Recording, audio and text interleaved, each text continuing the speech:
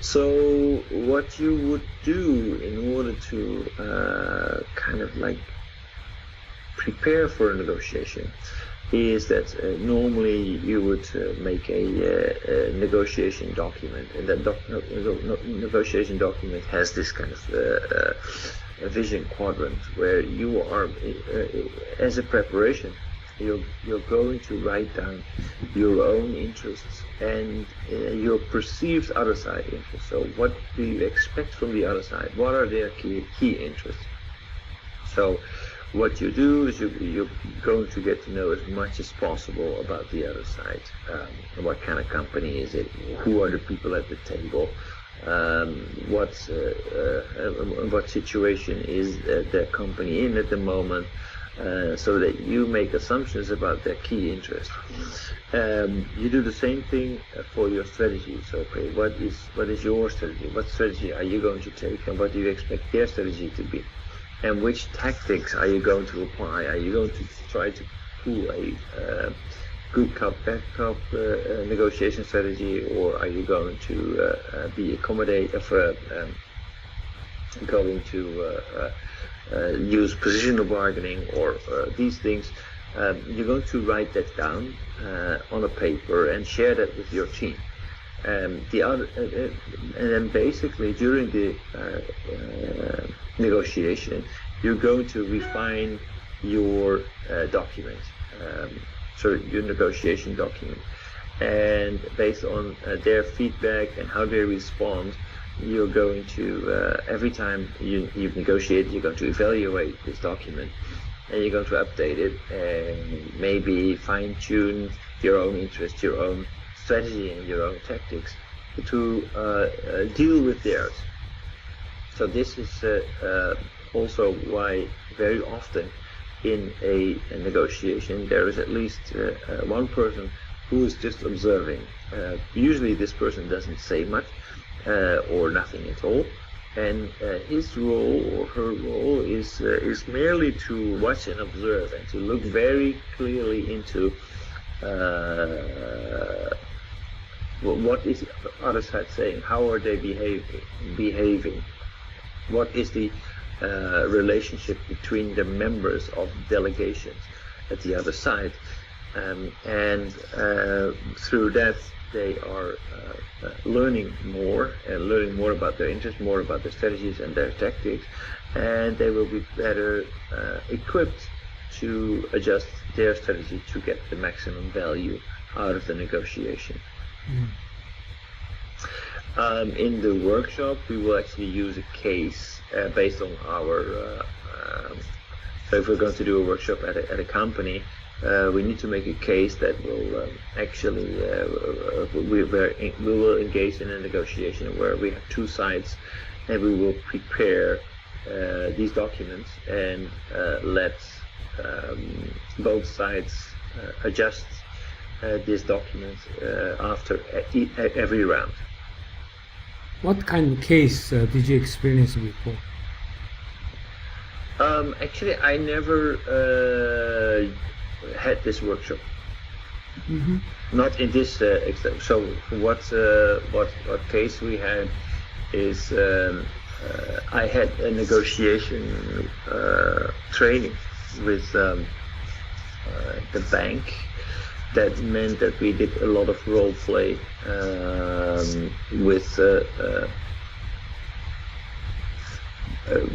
usually between us, like an internal role play, where we were an internal supplier to the banks, and we did negotiations like that. So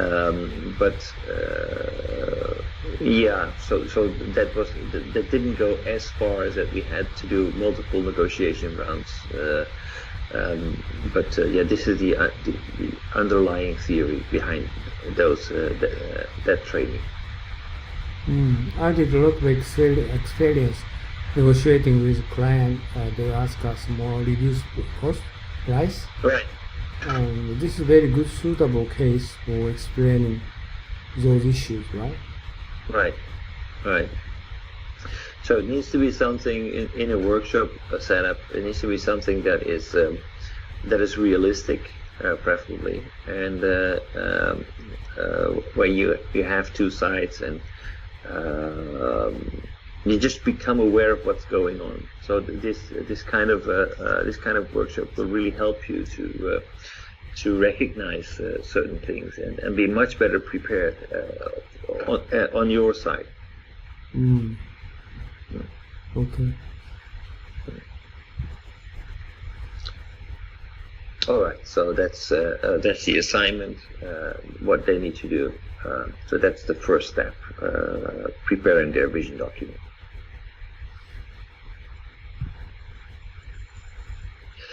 So then moving on to value.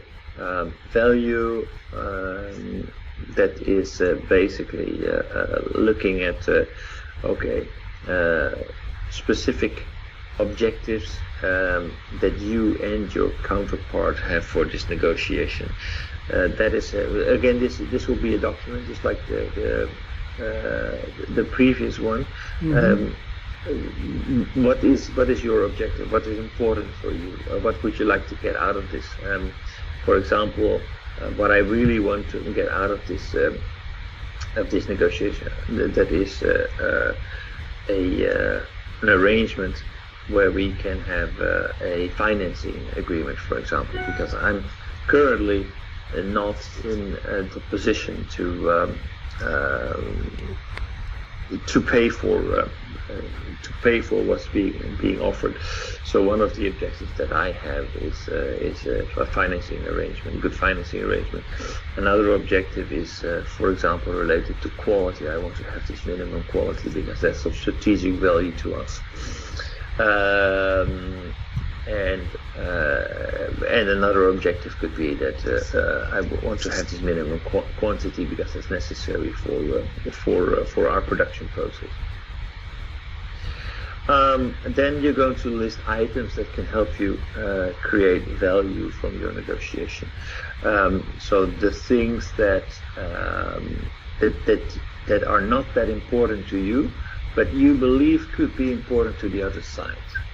So if you have if you are negotiating and you are a big buyer, then what you could do is that you know that if your supplier is not that big, then having your name on their website could actually be important to the supplier.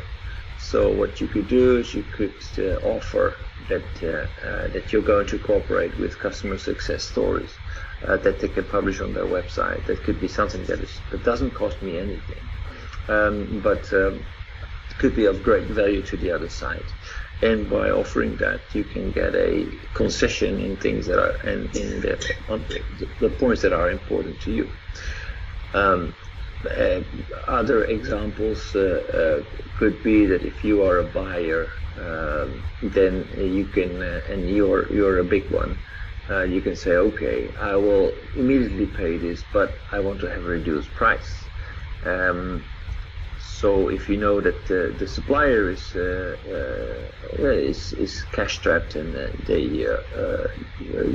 they basically need to have money quickly, then you can use that to your advantage and say, okay, well, since I have the cash, why don't I offer that immediately, so that they can in exchange get a better price.